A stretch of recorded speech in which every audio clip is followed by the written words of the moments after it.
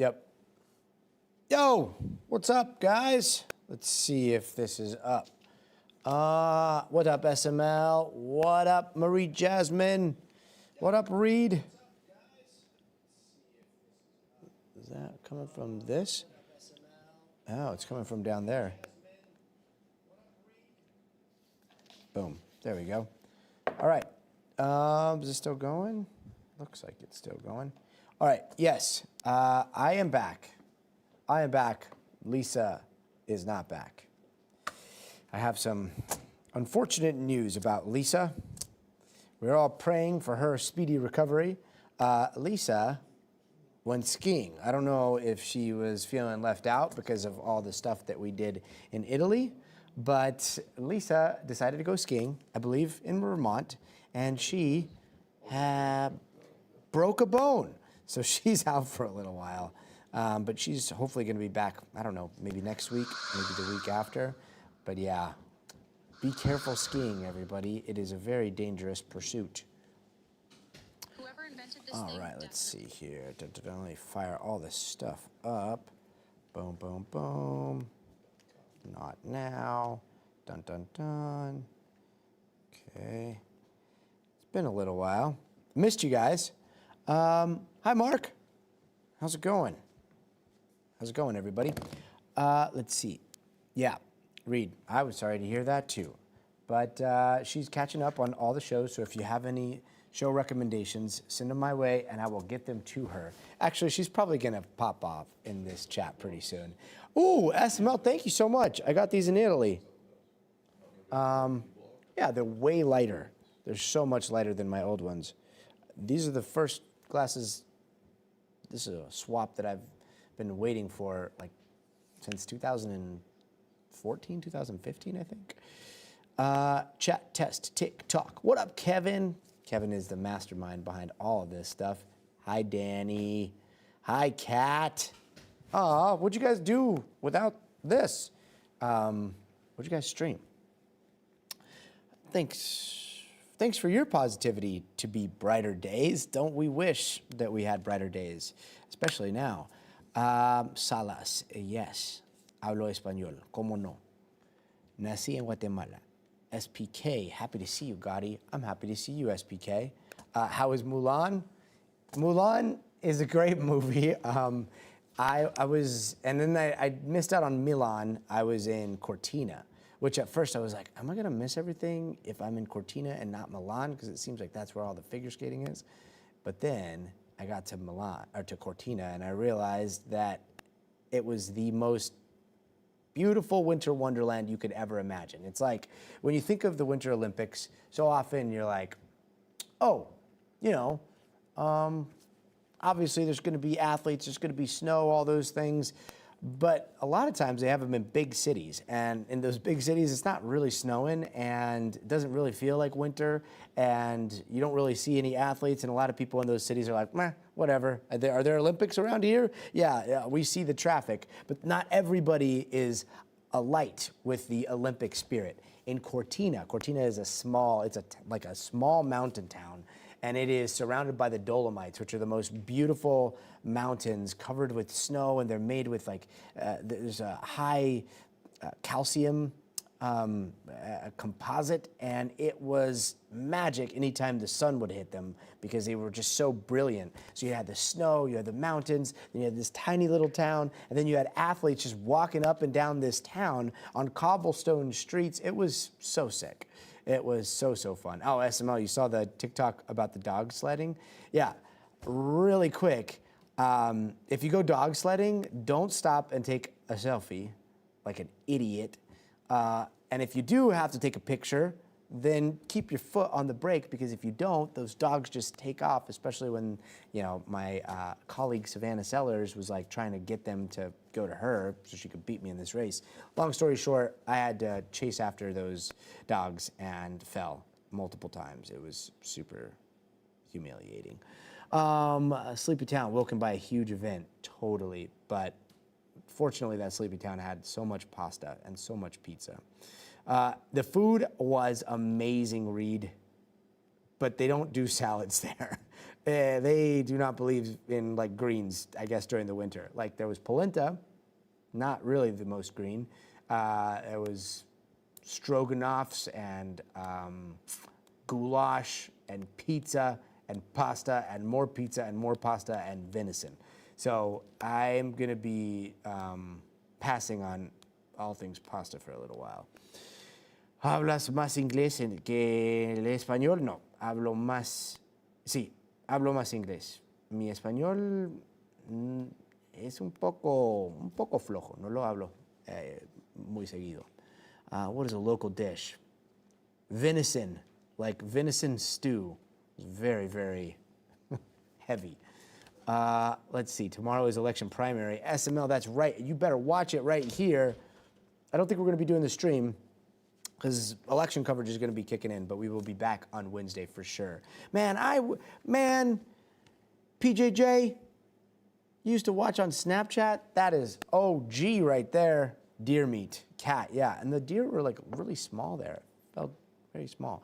Oh, bom dia, Brazil, tudo bem? Let's see, maybe 7 years ago? Dang, yeah. See all this gray hair? That's how far we've come, my guy. All right, let's switch gears to today, right? Salar Ahmed, 1823. Aw, thanks. Same. And it's a lot of fun, no matter what anybody says. Yeah, go for it, man. Yep. All right, I'm out of there. Cool. I was in the 5th grade and I'm a senior graduating now. Look at you. Congratulations, that's awesome. Ooh, Lisa C. Never heard that name before. Are you new here? Hi, Lisa, how you feeling? I gave everybody a heads up at the top, but if you want to tell them about all of it, I just said you broke a bone. Oh, to be brighter days, thank you. LA 28, love it, SML. I am, first time caller. Lisa. So there she was doing this double black diamond, and then as I understand it, there was like a small bear cub that was stuck in a tree. So Lisa like did a triple corkscrew, grabbed the bear, and then, you know, like went off this cliff. Bear made it fine. Lisa maybe didn't, something like that. Is that right? It was a very large bear. Lisa's out with a broken bone, but she's still here, as you can see. She can't stay away. Let's see. Dun, dun, dun, dun. Pray for Iran, pray for our world. So true, to be brighter days. So that leads us to what our entire show today is going to be about. We're going to be covering all the ins and outs of everything that's happening with this war in the Middle East, with Iran, with almost all of Iran's neighbors to the west. And it's a war that is spilled all across, you know, the Middle East. And we are now seeing the ripple effects in supply chains, in markets, in geopolitics. So it's definitely one of those things where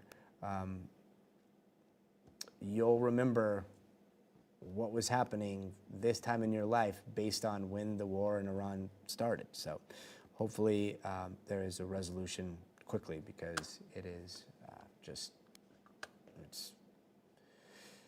it's very chaotic, and for the people that are living in that region or the people that have families in that region, I can't imagine. Yeah, so we're going to start off with Danielle Hamamdjian. She is out in Beirut. She's in Lebanon, and if you know anything about the Middle East and Iran and its proxies, Hezbollah operates out of Lebanon. Lebanon is right next to Israel, and there are rockets right now. We know that air raid sirens have been going off in Israel, and then we know that the state of Israel has been striking Lebanon in what looks like retaliation. So we're going to be checking in with Danielle Hamamdjian about that, and then we're going to be going to the White House with Gabe Gutierrez. We now know that 6 service members have been killed so far in this conflict, American service members. out in Iran. The Red Crescent is saying over 550 people have been killed. So we are going to try to get the latest information from the White House and some of what's happening in Iran. And then we're going to be talking to a couple different experts on what could happen next and how far we are from these 4 objectives that the president has laid out. So let's see. Follow the host. Thanks, Future. Thanks, Living as Susie Does. Makings of a world war, unfortunately. I hope not. I pray so strongly that that is not the case.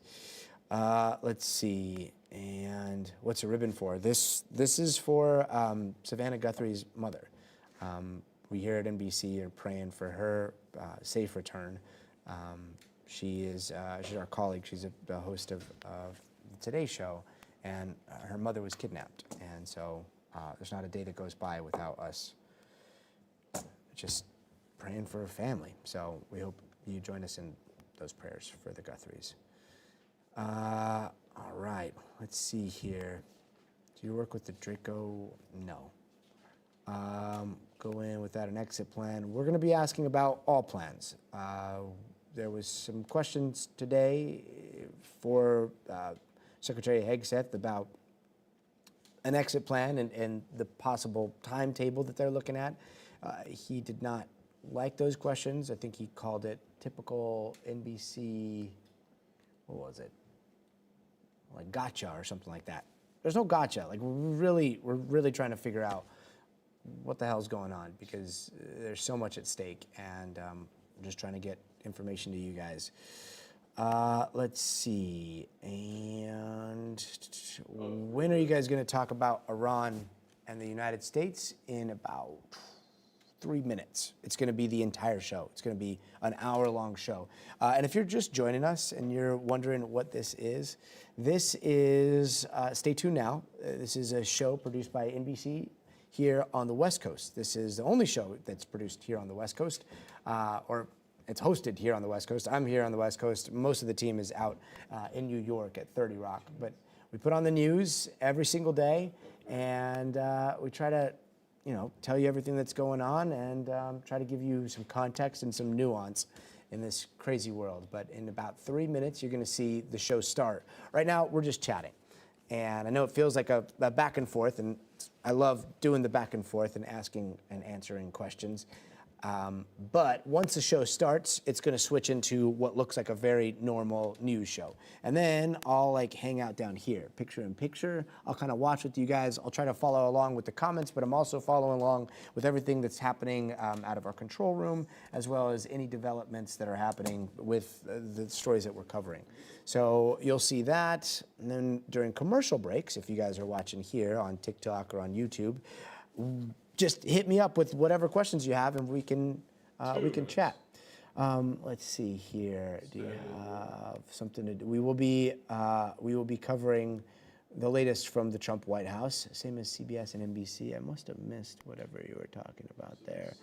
Draft in a couple of months? Man, I really hope not. 3 F-15 shot down over Kuwait. That's right. Thanks so much. Brighter days. Same as CNN. Man, we are not the same. We are not all the same. But journalists are journalists, and we are trying to give you guys the information that we receive here. So, saludos, New Mexico. I miss New Mexico so much. And Patrick, you're my favorite Patrick. Don't tell my other friend Patrick. I don't think I've seen that on YouTube, SML. 1 minute. All right. Yes, friendly fire. Curious. That's exactly right. And we're going to be getting into that in just a bit. All right. So I'm going to come stand over here. We're off to the races. We'll just go this way. You'll see how it all works. We're going to start here. Yeah, great. Here. On the Ronin. And On the Ronin. And you're running towards me pretty quick? Okay. Okay. 30 seconds to showtime. 30 seconds to showtime. Have a good show, everybody. Have a good show. Have a good show.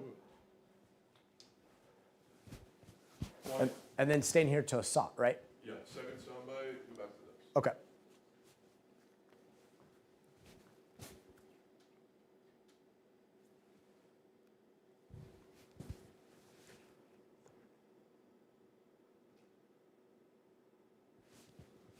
Four, three.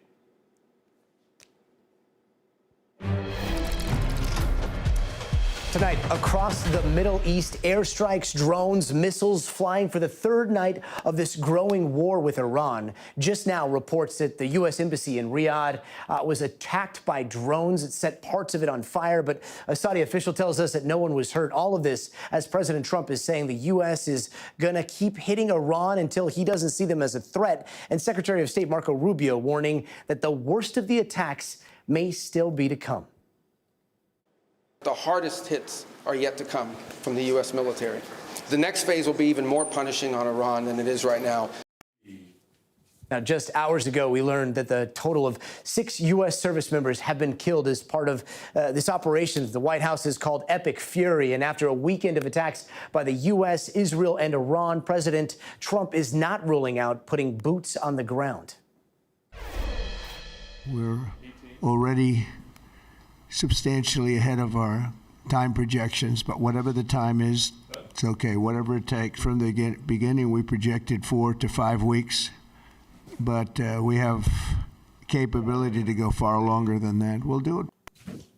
And today, the U.S. and Israel say they have hit thousands of targets inside and near Iran, like this Iranian ship in the Gulf of Oman. The mission of Operation Epic Fury is laser focused. Destroy Iranian offensive missiles, destroy Iranian missile production, destroy their navy and other security infrastructure, and they will never have nuclear weapons. We're hitting them surgically, overwhelmingly, and unapologetically. And in just 3 days, the war has intensified across the Middle East, dragging a lot of Iran's neighboring countries into the conflict. Here's a glimpse of what the last 72 hours has looked like.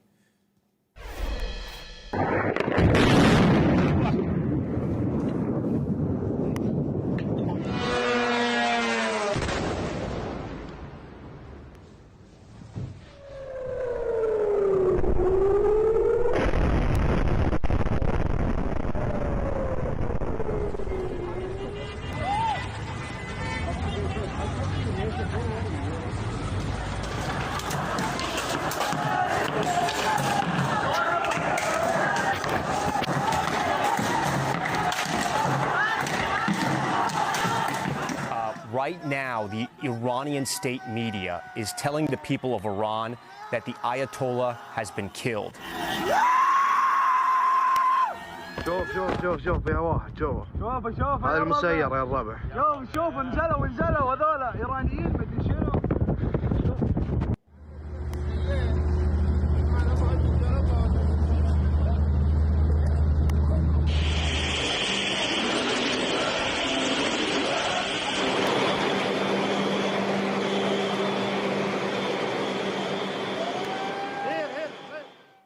And there are still so many questions in a fog of war made even more complicated by disinformation and propaganda. But we do know that Iran's supreme leader, Ayatollah Khamenei, was killed in the initial strikes.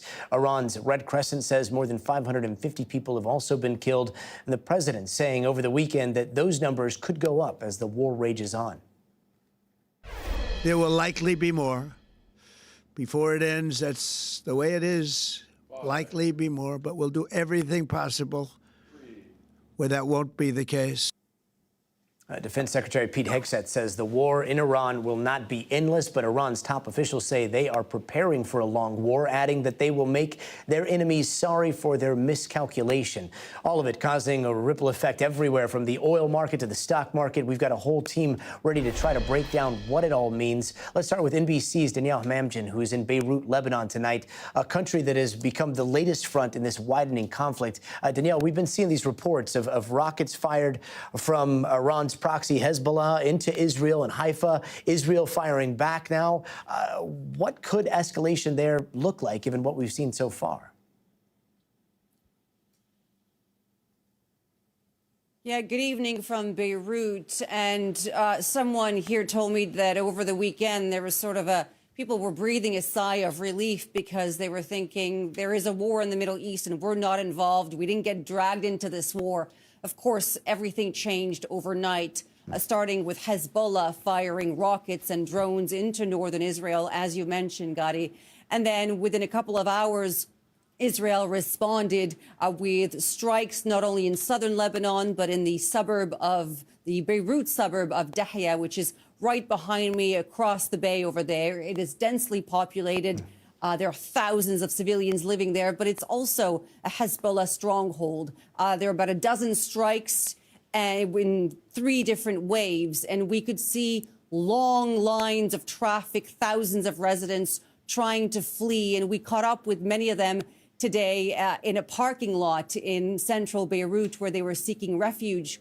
And let me tell you, there is no appetite for more war here in this country, even among who you would normally say are Hezbollah sympathizers or people who are Shia, who, of course, Hezbollah depends on their support. They say that this is not the time for more strikes. They disagree with Hezbollah's decision to strike last night, and they're fed up of war, of bombardments, and constant displacement. Meanwhile, this is looking like it's nowhere near over, and yet we've heard U.S. commanders talk about local air superiority over parts of Iran. It does look like they're isolated parts right now, but what does the fight for air dominance look like right now? Yeah, well, air superiority essentially means that the jets, American jets, Israeli jets, can target whatever they want, whenever they want, combined with their intelligence that clearly they have. They've managed to take out the most senior officials, not only Khamenei, but the defense minister, the chief of staff, the head of the Revolutionary Guards. I mean, at some point over the weekend, it felt like every time you were looking down at your phone, another official had been killed.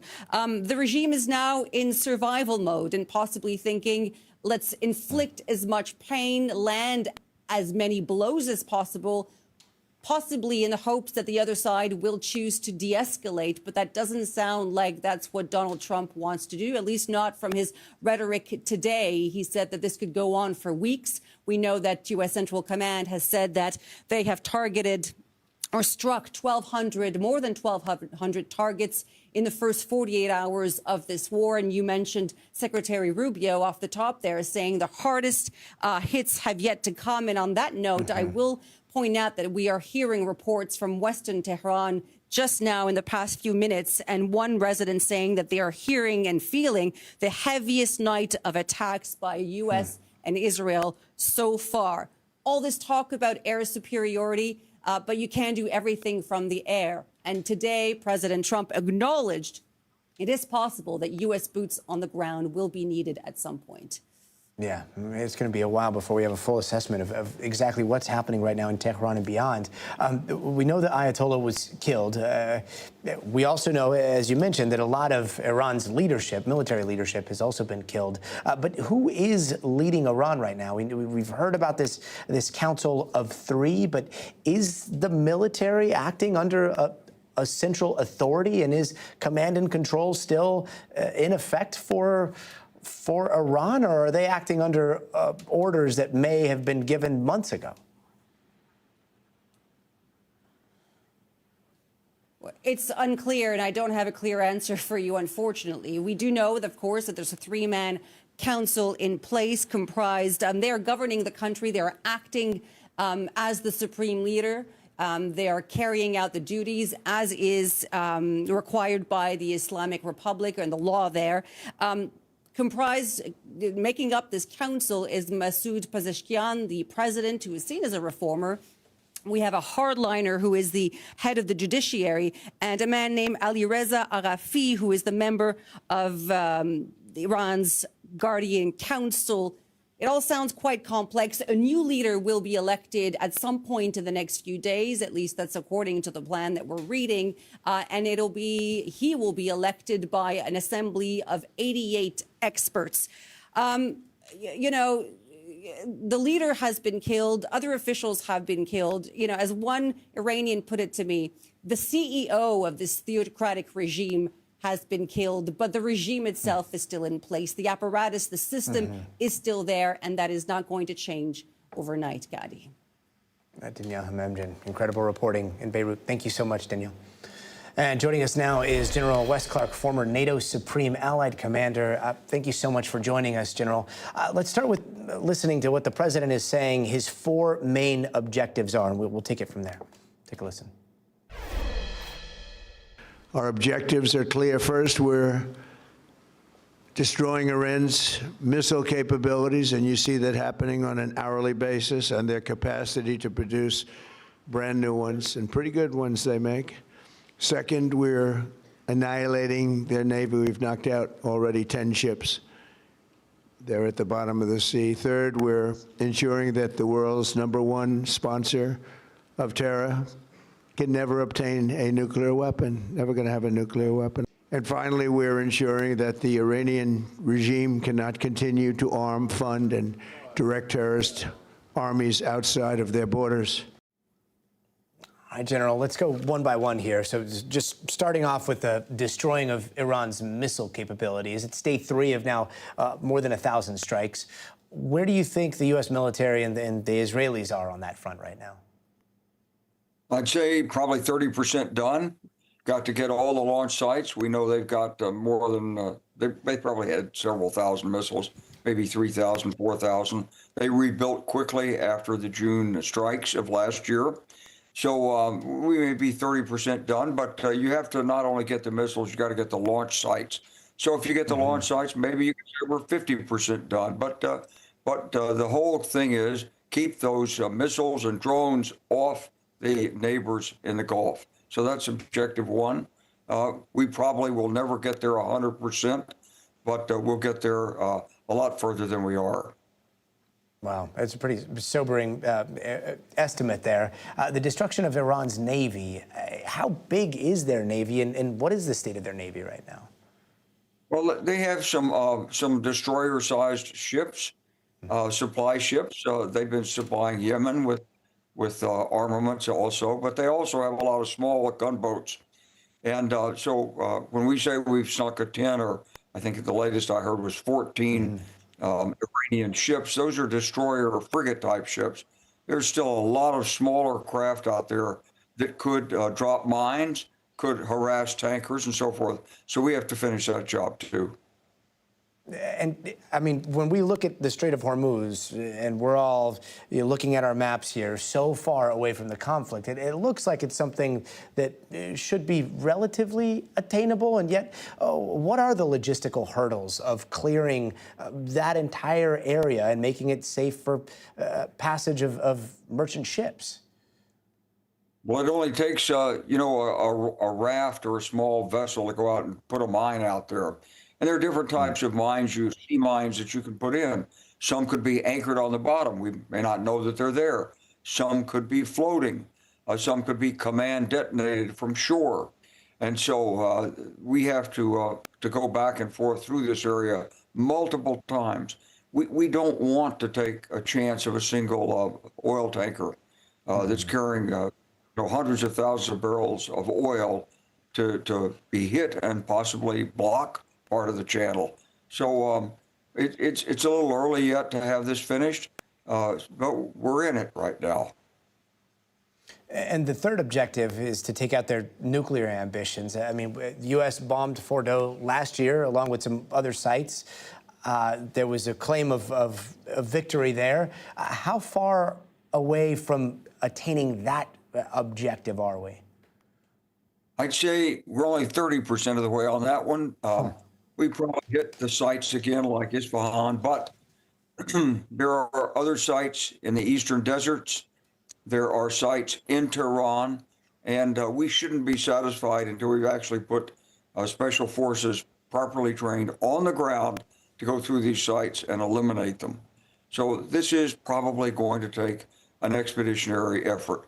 A couple of hundred men inserted by V-22 Osprey, given adequate air cover on the ground 5 to 6 hours. That's what I'd be looking at. And that seems to be something that the president is now talking about pretty openly there, just the idea of boots on the ground. I do want to pull up this map, General, and just if you take a look at it with us here, we see all these different countries involved now, so many places that we're looking at on that map so hold incredible geopolitical significance in our modern world. Do you see this rippling out beyond the Middle East here? Well, I think Iran would like to do that. They do have terrorists that are located in Europe and the United States. It's kind of a use it and then lose it proposition for them. Once these terrorists surface, they make a couple of hit and run efforts are going to be tracked down. And you can be sure our allies in Europe are securing American bases and housing areas and so forth for our troops there. So we're on a terrorist alert. Now, I don't think that it can expand much beyond that by missiles and drones, but understand that this is Iran's objective. Create as much chaos as possible, make it as difficult as possible on the United States to sustain the operation when neighbors are saying, oh my goodness, my economy, people are having to flee, we can't get oil out, et cetera, et cetera, et cetera. So that's part of the Iranian strategy. Uncertainty is part of the strategy there. General Wes Clark, we really, really appreciate your insight into all of this. Thank you so much. Thank you. Well, let's bring in Gabe Gutierrez at the White House tonight. So, Gabe, there are still so many questions on exactly why the war started, especially after these comments from Secretary of Defense Pete Hegseth today. Let's take a quick listen. No here. worries. No worries. We didn't start this war, but under President Trump, we are finishing it. So, Gabe, who do they say started this war? Is it Israel? Is it Iran?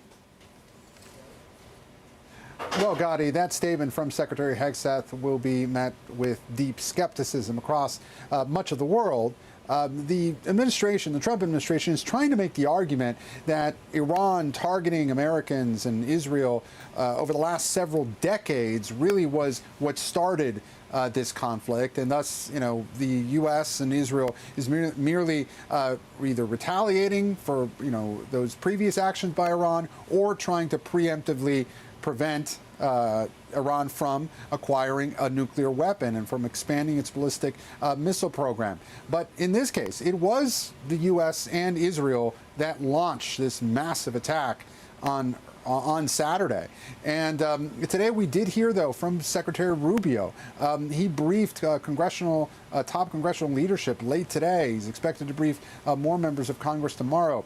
He did say that there was absolutely an imminent threat to justify this operation. And what Secretary Rubio is trying to say is that the U.S. knew that Israel was preparing to attack Iran, and that if the U.S. waited for that to happen and for Iran to retaliate, then the possibility of significant American casualties could be much higher. And so that is part of the reason the U.S. is now arguing why it had to take this action now.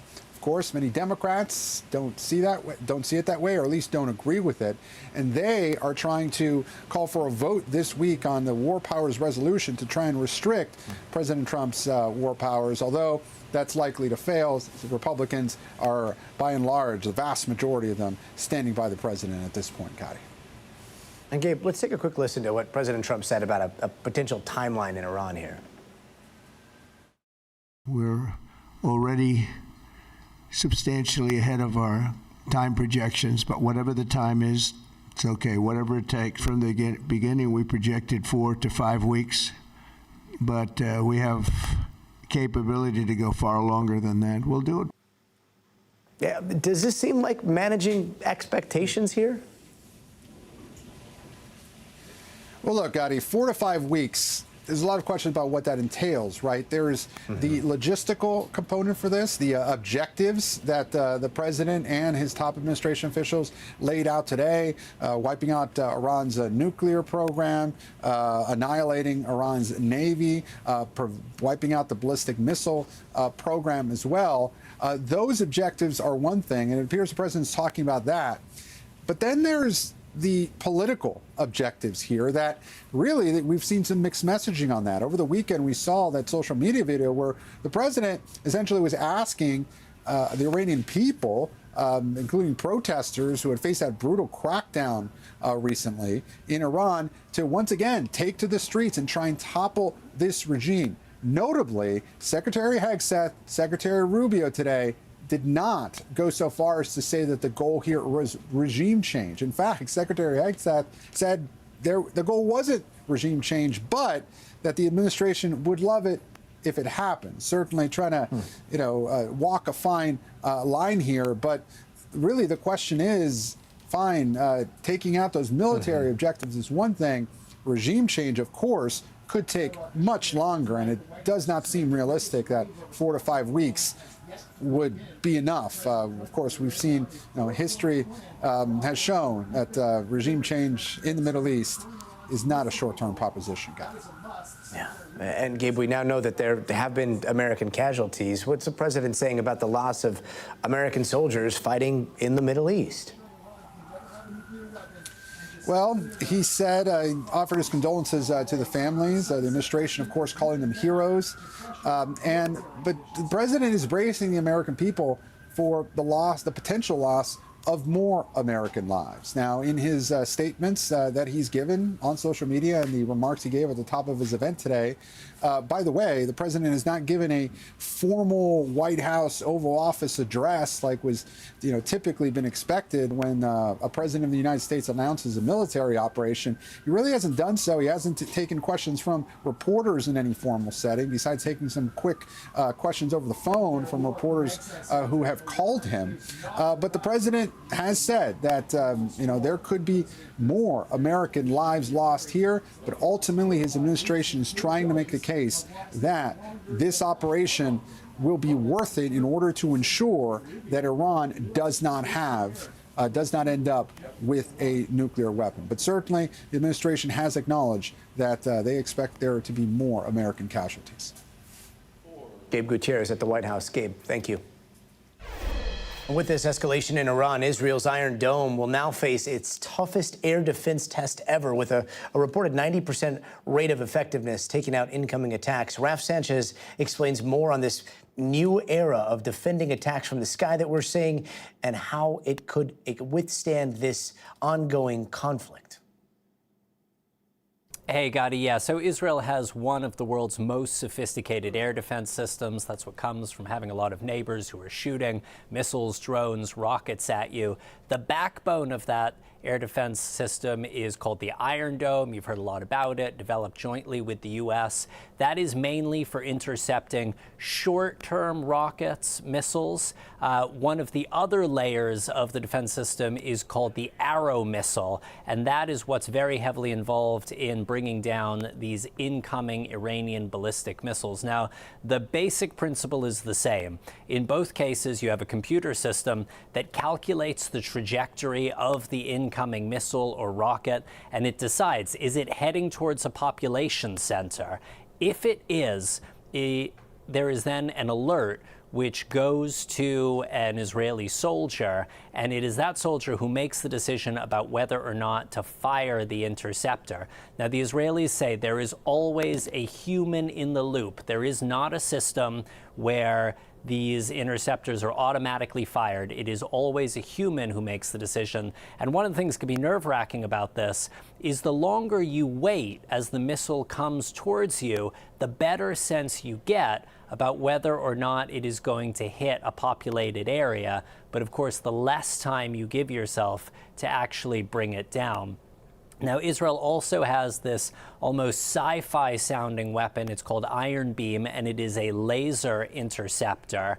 It's been in development for many years. There are some reports that it may now be operational, being used this week to shoot down a drone from Lebanon. We've asked the Israeli military whether that's the case. They haven't responded or not.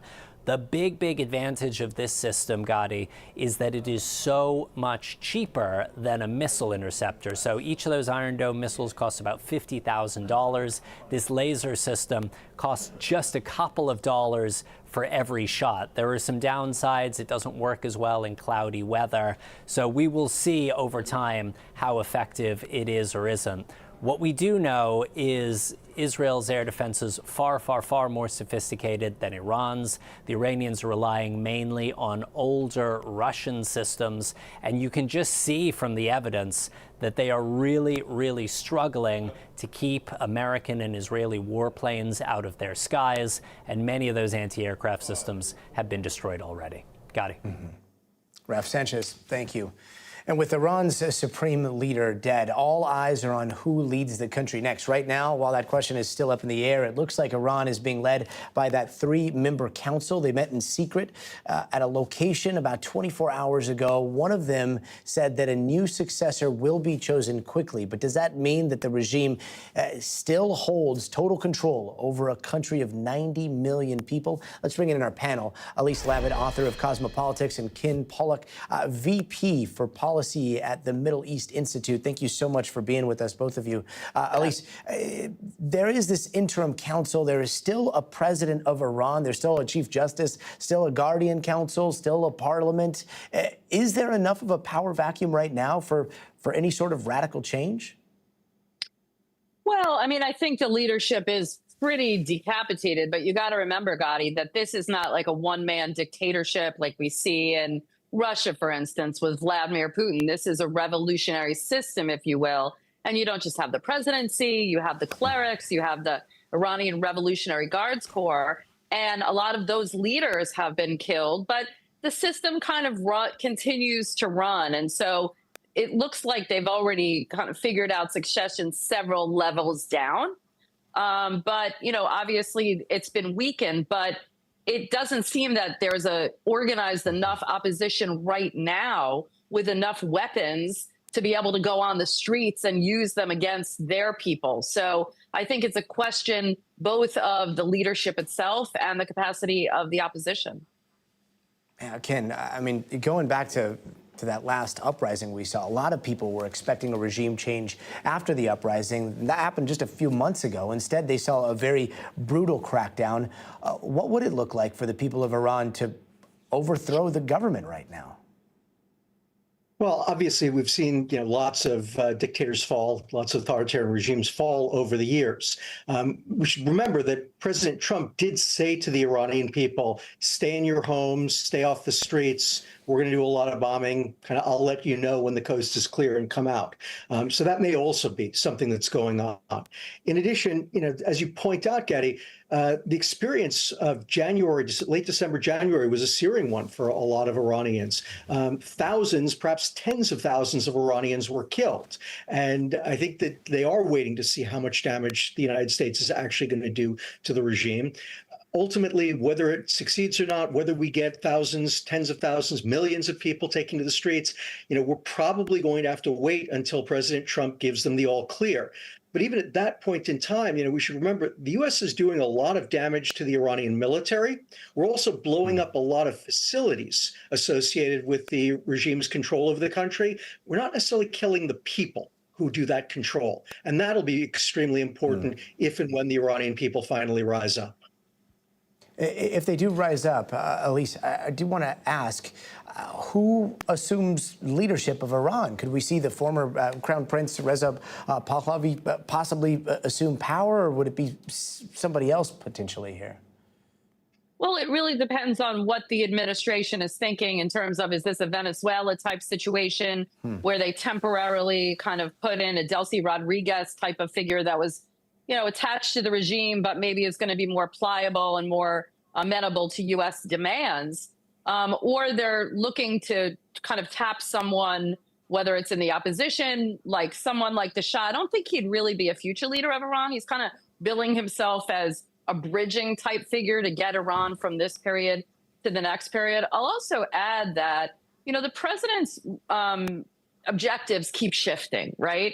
A couple of days ago, he was talking about Iranians, we're doing this for you, get out on the streets. Now the administration seems to be walking that back a little bit. And that might also be a calculation of the people that this might not be the time, because they don't know that if they do go out on the street, and as you and Ken have been saying, the people that are running the government and the military and such are still in power. They don't know if it's going to be taken out on them. So it's still very fluid. We really have to see the damage both to the leadership, to the military facilities, to, we haven't really talked about any attacks on the besieged, those militias that are always out on the streets going after the people. There really need to be kind of a dent in their strength, I think, for these people. But someone like the Shah could be a kind of temporary figure that could get Iranians to elections. But if you remember, Hamid Karzai in Afghanistan was supposed to be that transitional figure, and he stayed a lot longer, and we see where Afghanistan ended up. Yeah, I'm so glad you brought up Delcy Rodriguez, too. I mean, Venezuela just happened. We saw Maduro taken out. We saw his number two basically given the green light by the president, at least for the interim. Kid, do you see anybody that could be a Delcy Rodriguez-like figure in Iran right now? So, I mean, I think we got to be careful, Gary, not to get ahead of ourselves. First, the regime right now seems like it's very much in control. And as you pointed out before, they did a heck of a job crushing the resistance last month. Again, killing thousands, perhaps tens of thousands of people. We've not seen any indication that the regime is in danger of falling, that if the people came out once again, that they wouldn't be able to crush them. What's more, even if the people do rise up and they're able to pull down the government, the history of most revolutions is that there is a period of chaos before some new regime takes over. And it could well be that if the Islamic Republic is torn down by some popular revolt in the wake of the U.S.-Israeli airstrikes, that we again get a period of chaos in Iran. That's certainly what happened in Iran after the First World War. That's what happened, if you remember your history, that's what happens briefly in France after the fall of Louis XVI, and Russia after the fall of the Tsar. There's a fight for control. And, you could see Iran splinter. It's not at all clear that we're going to get a nice transition to a democracy. And I've got a final question on that. I mean, something that we seem to be missing from the conversation is, we saw the uprising, we saw the crackdown. This is a large population that does not have access to small arms, and a regime that opened fire on crowds of people. In the interim here, or if there was something to be said about boots on the ground versus people rising up with access to small arms, do you think that would be something that the United States would facilitate, or Israel would facilitate, like as the CIA has done potentially in the past? Or is that just we are now into the drone warfare kind of phase of things, and that is a history that we're not going to repeat? So that's going to be up to President Trump, of course. And look, we certainly can provide air support if we choose to do so. It is a very demanding issue. We would have to have close air support aircraft over major Iranian cities on a pretty much full-time basis. We can do it, but boy, would that be ever demanding on our Air Force. Very hard to do, ultimately.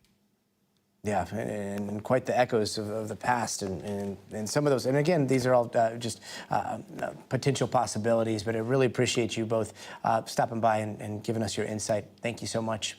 And coming up, we are checking back in with Danielle Hamamdjian in Beirut as we continue to follow the latest on the escalating war in Iran, where things stand at this hour. So stay tuned. All right. Okay, we got 90 seconds. Here we go. Let me jump in. Missing. There is no. I mean, we don't have access to the plant, but we are asking a lot of questions. Let's see. Follow the host.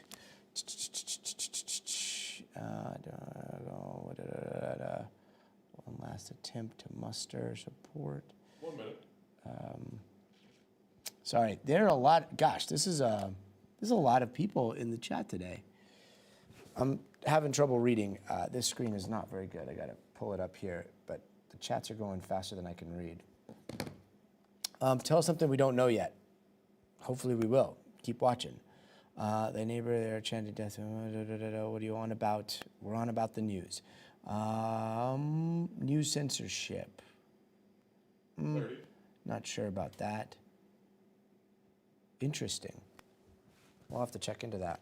30 seconds. That's right. 10 seconds. All right, we're checking back with Danielle in just a bit here. And then we'll chat after the break here.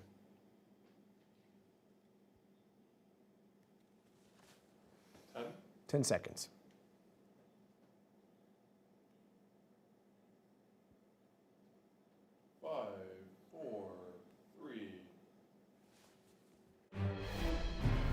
Hey there, welcome back. We are following all the updates as the war with Iran continues to widen across the region. We know 6 American service members have now been killed in action since the start of the war over the weekend, with the State Department now warning Americans in 14 Middle Eastern countries to leave immediately. That warning comes on the heels of Secretary of State Marco Rubio saying that the hardest hits are yet to come from the U.S. military. Let's go back to NBC's Danielle Hamamdjian, who is out in Beirut right now. Danielle, we keep, thinking about what the president has said, what the Secretary of State has said about a potential larger strike, and then you were reporting just a little while ago that something might be happening in Tehran. Any more insight into what's going on in Iran right now? Yeah, well, it is. We are hearing reports now of people in a city just east of Tehran where they are reporting that they are hearing some of the loudest attacks by Israeli and American jets tonight. It all is still very fluid and unfolding, so we will keep you posted.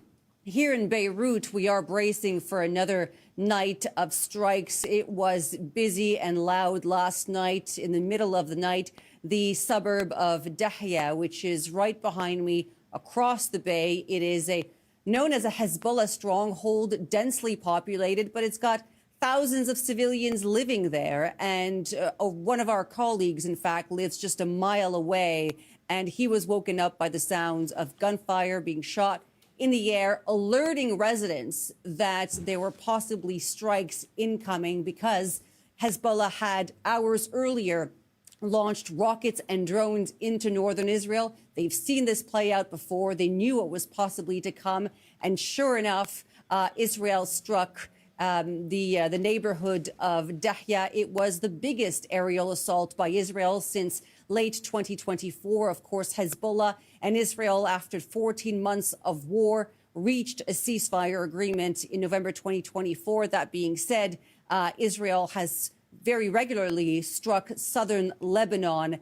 And so today we spoke with many of the residents who left Dahya, and they are tired of war. They say that there is absolutely no appetite for more war here. And that is a sentiment shared by many in Lebanon, not just Hezbollah supporters, but obviously across the spectrum.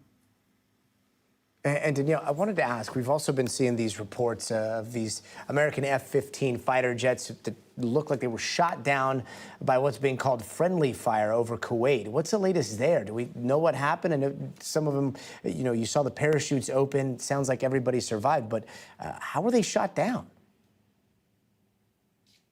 Yeah, great question. And first thing first, yes, all the pilots did survive. And when you see the video, it is quite remarkable. You see the jet, one of the jets, spiraling down out of control. There is video now emerging, and I don't know if we have it, but we do see one of the pilots in good shape, but he is trying to defuse a situation with locals who are not sure who they're dealing with, but you can hear him say that he's American, and we now know that they are all okay, safe and sound. This is a statement by U.S. Central Command earlier today that that this was caused by friendly fire, that they were in active combat, including attacks from Iranian aircraft, ballistic missiles and drones, and the U.S. Air Force fighter jets were mistakenly shot down by Kuwaiti air defenses. Needless to say, this could have turned out very differently. The incident is now under investigation, and we wait for more information. But again, remarkable video. Yeah, it sure is. Danielle Hamamdjian reporting for us in Beirut. Danielle, thank you so much. And among the strikes we've seen over the past few days, one of the more shocking attacks was on an elementary school in southern Iran that reportedly left more than 160 people dead, including kids. NBC's Molly Hunter spoke with a mother who lost her son in that attack. Tonight, new video released by Iranian state media shows the grim work in Manab has already begun, digging tiny graves for some of the littlest victims of this 3-day-old war. Iranian officials say airstrikes hit an elementary school Saturday, killing more than 160 people, mostly children. This man showing the camera what looks like a notebook with children's drawings. This book is stained with the students' blood, he says. We can see school bags on the ground, a classroom destroyed. NBC News spoke with a mother on the phone who said her son Sohail was killed in the attack just 2 days before his 8th birthday. By the time we arrived, she said, the entire school had collapsed on top of the children. The school is called Shajare Taibeh. According to Iran's education ministry, it had 264 students, both girls and boys. It's also right next to a former Iranian Revolutionary Guard Corps base. You can see it in this satellite image from 2011 on the same compound. But the mother we spoke with and a local official tell NBC News the base hasn't been active for 15 years. As recently as December 2025, you can see what looks like a schoolyard here full of people. And tonight, Iran's foreign minister pointing the finger directly at America and Israel. Tom, schools are protected spaces under international humanitarian law, and at this stage, no one has taken responsibility for this strike. In response to questions from NBC News, the Israeli military told us they were not aware of any operations in this area. A spokesperson for U.S. Central Command told NBC News, "We are aware of reports concerning civilian harm resulting from ongoing military operations. We take these reports seriously, and we're looking into them." Molly, thank you.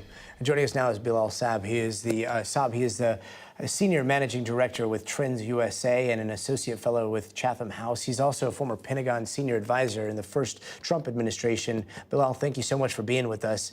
In this piece that you wrote earlier today, you raised this question over whether Iran can survive a war with the United States by focusing on kind of like the politics and the American aversion to long, protracted wars and the loss of American soldiers. And I believe that was before we now knew that 6 American soldiers had been killed. What kinds of calculations do you think the Iranians are making on all that front?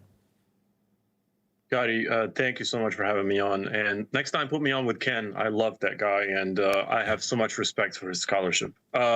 Listen, just like any other war, this one is no exception. There's always the political factor, right, that often ends these kinds of confrontations. It's not just the military. The politics very much speak to Iranian strategy here. They understand that they are the weaker party. They understand that there's no way they can survive, which is their top priority, without manipulating the politics of it all and without trying to exact some kind of a political price on President Trump to discontinue military operations. Because like I said, a direct engagement between the two sides heavily favors the United States.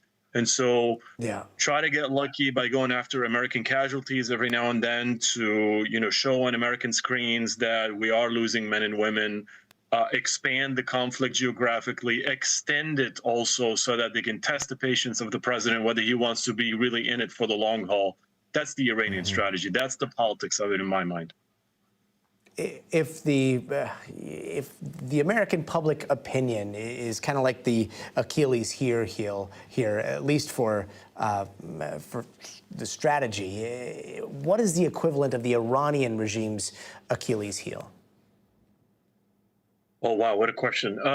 I don't want to sound flippant about it, but virtually non-existent only because you are living in a virtually dictatorial system, right, where public opinion doesn't really matter a whole lot. Of course, there is a constituency for the Iranian regime. They don't, govern in isolation. But at a moment like that, you can expect rallying around the flag, and therefore any kind of opposition is subdued, if not muted. So they can afford to almost like, prosecute a war like this with impunity, with virtually no accountability. Contrast that with the American system, obviously, where public opinion does matter. There is a political price for the president because we are a democracy. Interesting. I do want to ask you about the small arms conversation that we were having a little bit ago. Does the Iranian public have access to the types of guns that it would take to overthrow a government? I always prefer to be credible with you, Gotti. I'm sitting here in Vienna, Virginia. I have no idea if they have access to small arms, but I would just wager to say that I don't think it would be sufficient to, generate a sizable enough military force, coherent also opposition to take on this incredibly challenging mission that President Trump is calling for, which is to take over and topple the regime. I don't think that's sort of in the cards anytime soon. Yeah, it's always easy for people to sit back in their chairs and say, well, why don't they just do this? Why don't they just do that? The devil is always in the details. Really appreciate you illuminating all that for us. Bilal Saab, thank you so much. Thank you, Sure. And coming up, the war in Iran, we are going to have much more coverage in just a bit.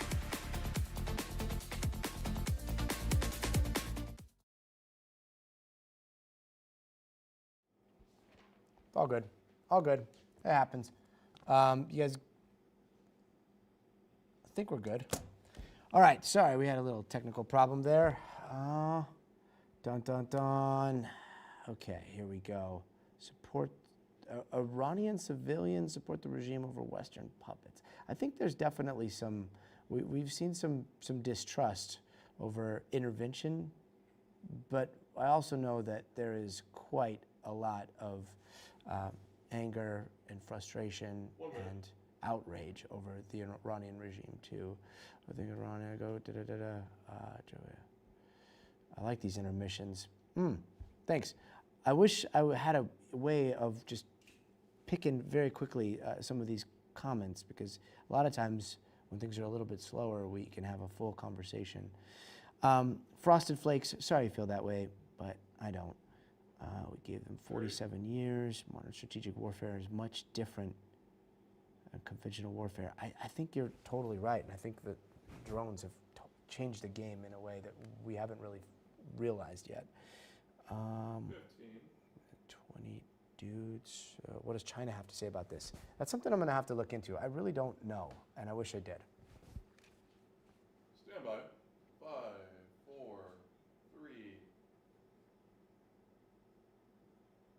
3. The war in the Middle East is already starting to hit prices here at home. Gas prices crossing $3 a gallon today for the first time since November, as the price of oil has also surged over 6% since the U.S. and Israel attacked Iran. Now, shipping through the Strait of Hormuz, that strait is that little stretch of water that connects the Persian Gulf with the outside world, and that could be closing down, according to Iranian officials who are threatening to set on fire any ship that tries to get through. U.S. officials, meanwhile, say they are monitoring what's going on, but see no signs of a closure. That's one of the world's most important trading points, handling about a fifth of the world's oil demand. And Saudi Arabia's biggest domestic oil refinery, that was also shut down after a drone strike. They churn out about 500,000 barrels of oil a day at that facility alone. Now, joining us now is NBC's business and data correspondent Brian Chung. Brian, so often we see conflict and oil going hand in hand, and yet forget that oil is a major underpinner of entire modern society as we know it. So first question, what is this going to do to gas prices? And second question, how is that going to ripple out to just about everything else? Yeah, well, I feel like we need to start off, unfortunately, with a little bit of a geography lesson, because that's critical to understanding why there's an oil story here. The Strait of Hormuz is a really narrow channel that you have to pass through if you're a boat trying to access ports in countries like Iran, Iraq, Kuwait, Qatar, among other countries. And for that reason, what's going on in Iran is a major disruptor to that choke point. And now we're seeing Iran actually threatening to set any boat that goes through that channel on fire. So if you're any of the oil tankers that are trying to bring oil in or out of that area, that's a big deal. Now, Iran itself only accounts for about 5% of oil production, so not a big deal. But all the countries that need to use the Strait of Hormuz account for about 20% of global production. That's a big reason why this is likely going to lead to higher oil prices. We're already seeing that. A barrel of oil went up by about $4 in trading today. That leads to about a 7-cent increase in the prices that you and I pay at the pump. That's not a huge deal. Now, it is, of course, something that people are going to notice. But the question is, how long does this go? If oil prices continue to go up from here, for every $10 a barrel increases in price, that's another 25 cents that you and I are going to pay at the pump. I know you were down on Wall Street today. What was going on with the yo-yoing across some of the markets? Yeah, well, I was at the New York Stock Exchange, and it looked like in the morning when markets opened up at 9:30 Eastern time that it was going to be an absolute bloodbath. I mean, it was like down 1% at the start of trading, but then over the course of the morning, markets completely bounced back. They rebounded, and some of them even ended the day positively, just barely so. But nonetheless, it's not the stock market reaction that you would have expected when you consider that since the market closed on Friday, we've seen a bunch of countries bombing each other that weren't bombing each other last week. But I do think that the question here is about the implications for oil. That is what it all boils down to. And yes, prices of oil are up about $4 on crude, but it's really only up to levels that we saw in the summer of last year. It's not unprecedented levels. Economists that I've been talking to have said it's not until oil gets to around maybe 90, 100, 120 where you start to see the stock markets freak out. But again, the question, Gotti, how prolonged is this? Does it get worse? That's what markets are trying to watch for. Yeah, and before I let you go, I know we've talked about this in the past, but wanted to talk about how people have been betting their money on the news. Over $500 million of bets were put on Polymarket over when the United States was going to strike Iran. Like, is this now a legit thing that we're going to start seeing during conflicts? Yeah, it feels a little dystopian, right, Gotti? The idea that people can make a lot of money, put thousands of dollars down on someone perhaps dying. Now, I do want to point out that here in the United States, one of the only approved prediction markets, which is Kalshi, says they do not allow that. The CEO, Tariq Mansour, posted this over the weekend following the announcement of the death of the Ayatollah in Iran. And he was saying that anyone that put bets down are not going to get those bets settled because of death. He said, we don't list markets directly tied to death when there are markets where potential outcomes involve death. We design the rules to prevent people from profiting from death. That is what we did here. And again, what he was talking about was a market that was open on Kalshi that allowed people to bet on whether or not the Ayatollah was going to remain in power by a certain date. Now, of course, you would imagine that people who had their trades settled prior to that, because that's what Kalshi did. They said, because we're not going to honor people for making bets on people's debts, we're just going to pay people out depending on what the prediction markets were showing prior to the Ayatollah's death. A lot of people were saying, I think I should get that money. I got that money because he died. He's no longer the Ayatollah. I was right on that market. So this is stirring up a lot of controversy. People are saying, hey, on one hand, you shouldn't try to profit off of death. But on the other hand, you have people saying, I kind of won in that case. And that's a real conflict that I think these prediction markets are going to have to address, Scotty. Yeah, well, what a time we live in. NBC's Brian Chung, thank you so much. Meanwhile, Los Angeles is home to the largest Persian population in the United States, and much of the reaction here so far has been celebratory. NBC's Morgan Chesky has more on what we've been seeing and the heightened security in Los Angeles. Yeah, Gotti, we've been in this Westwood neighborhood really since the news broke over the weekend of this stunning strike by the U.S. military. And those that we've spoken to here are overwhelmingly not only supportive, but really celebratory in seeing the death of the regime's leader in Iran.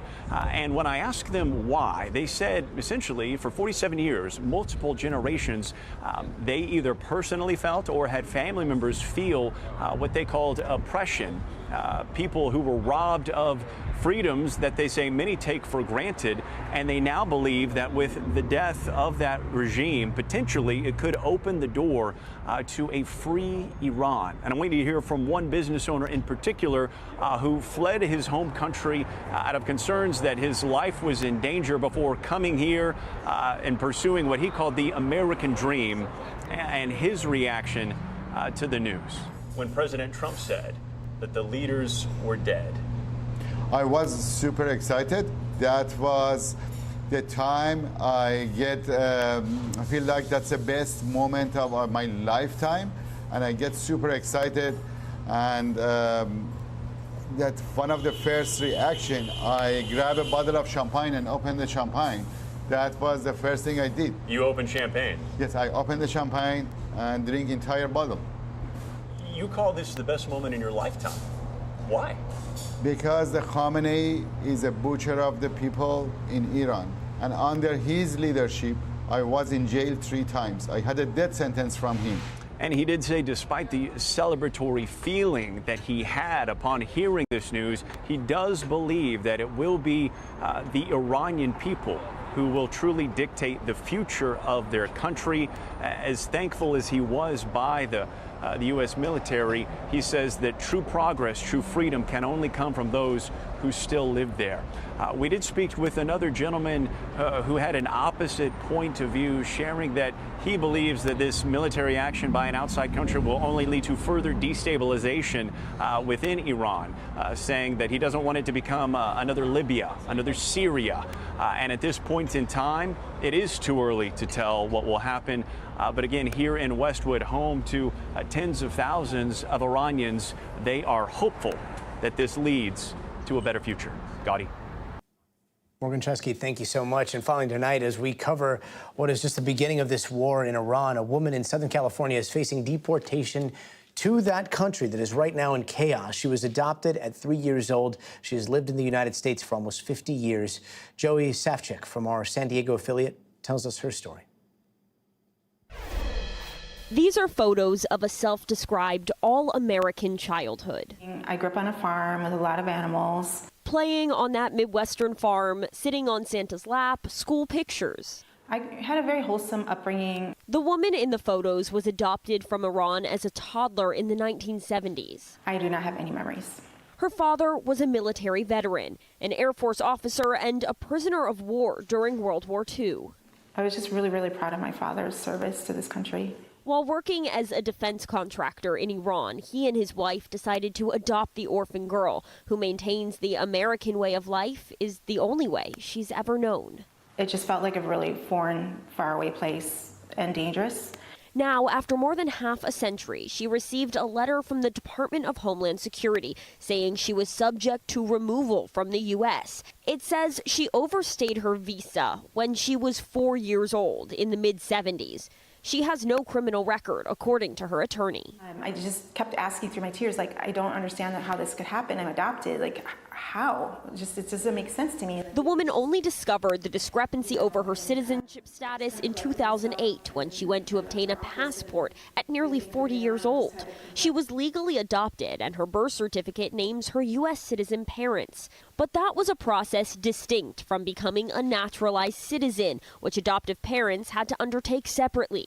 She believes her late father was under the impression she'd been naturalized and that this is a clerical error, perhaps because she was adopted in the days before things were digitized. What do you think he would make of this situation that you're in now? Oh, I know for a fact he would be angry.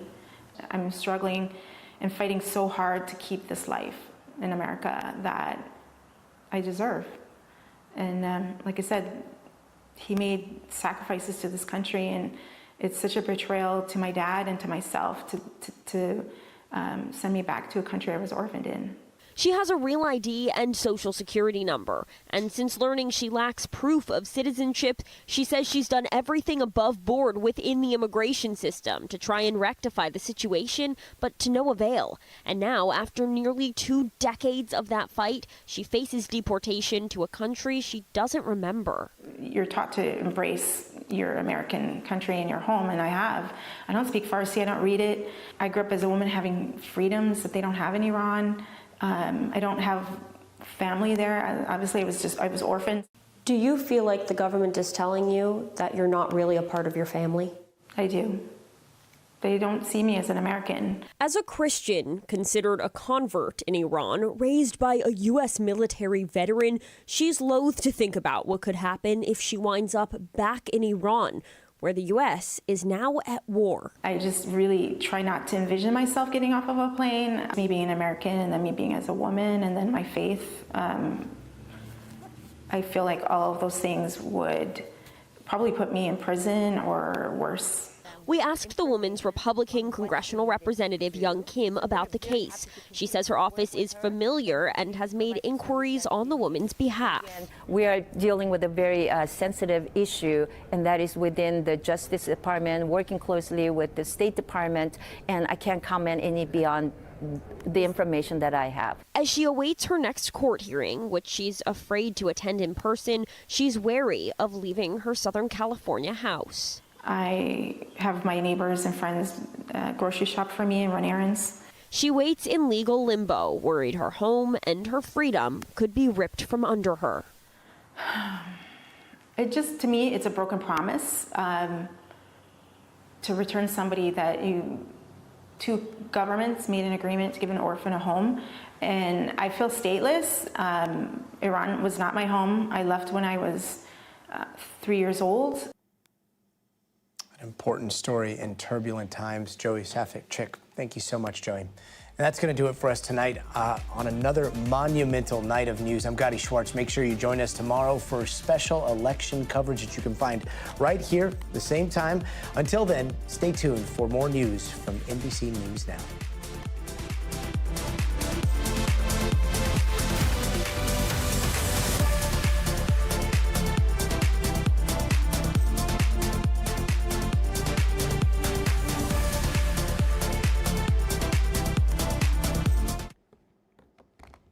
All right. Thanks, guys. Thanks, Todd. All right. That's the show. That was a wild story. What did you guys think about that last story? That's there's a lot of food for thought there. All right. Reed, get well soon. Lisa, yes. If you saw Lisa, is Lisa back in the comments? Lisa's, thanks, brother. Good seeing you guys again. Thank you. What? All right. All right, that is the show. If you guys are new to the stream, welcome. This is NBC News. Stay tuned. It's our little thing that we do here, and in between commercial breaks and sometimes after the show, sometimes before the show, we get a chance to chat. So unless you're Seca 381 that thinks we're fake news, we're not fake news. We try really, really hard to bring you the news every single day, and it is very stressful. So if you have questions, feel free to ask, and we will try to get them answered. Stay tuned, BTS. BTS? Oh, you thought BTS, like the K-pop band? Sorry to disappoint you, it's just me. It's probably gonna shut down here, the stream, in just a second here. But yeah, we will be back. I think we're not doing the stream tomorrow, but we are definitely doing it Wednesday, Thursday, Friday, and then forever after that. So come hang out whenever you want, and we will see you soon. Hasta. Bye, guys.